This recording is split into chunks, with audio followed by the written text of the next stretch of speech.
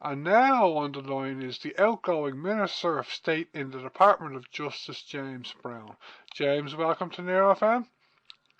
Thank you very much. James, yesterday on Wednesday, just gone the 23rd of October, President Michael D. Higgins signed the Gambling Regulation Act into law.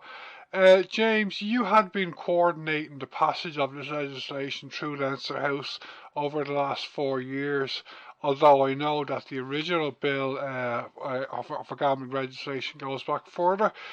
Can you start off, James, by telling me a bit about of how happy you are to see this legislation make its way into law, and tell me a bit about how hard you and your officials have been working to get to this point over the last 4 years? Well, I'm very relieved that it was passed by the houses of the Oireachtas, the Dáil, and the Seanad, and also that the President has now signed it into law. It's been a lot of work over 4 years. It's a very complex piece of legislation, one of the biggest that has been passed by the Dáil in the last 4 years at 270 sections. And it was complex because you were not only dealing with the Department of Justice, but Revenue Commissioners in Finance, the Department of Agriculture, and other departments as well. And you're regulating a multi-billion euro industry that so far really has not been regulated at all. Gambling very much has been the Wild West in this country for way too long, and that has had real consequences for people, which, having had their lives often destroyed as a result of gambling addiction, are suffering serious losses as a result of problem gambling. And we came at this from a public health perspective, so not simply regulating a massive industry, but also making sure that industry was regulated from a perspective of protecting the general public, problem gamblers, and people with serious gambling addictions as well. Yeah, I think it's great that for like 20 years, or if not longer, we've had public health legislation on tobacco, and the last few years on alcohol, and now we have on gambling too. So I think maybe just the last thing is kind of food, or that could be the last processed food. Someone told me, would that be right? For an area to target for the future?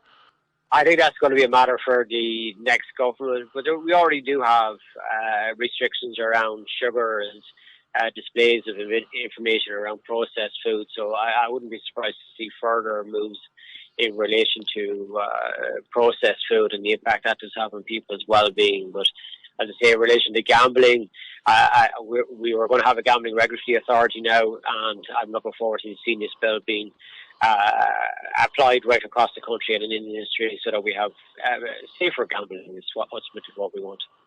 Okay. I understand that the Labour Party and Sinn Féin and other public health and community activists believe that the state, through the gambling regulator, should be the only provider and funder of state gambling addiction services and provider of educational programs in like schools and family resource centres. James, is this change going to happen when the gambling regulator comes into force or ends up and running? Because as you know, the gambling industry body, Gambling Care, have stepped into this void in many places, haven't they?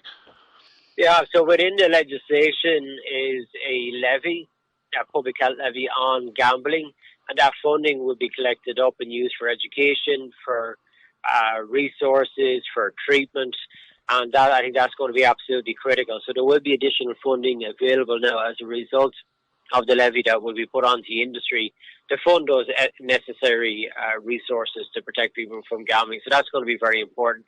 The HSE and other organisations will continue to do their work in the gambling sphere to help protect people. But this levy will be very, very important.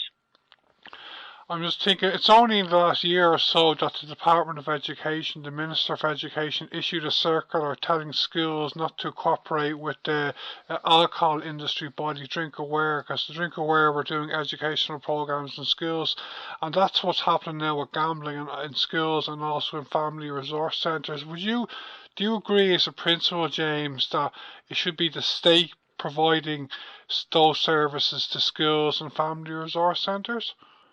No, yes, absolutely. I want to see the state providing those resources, and I think with this levy that will be imposed on a multi-billion euro industry, the state, in particular the regulatory authority, will have those funds to be able to support those types of programs. And the word education is very much in there in the legislation.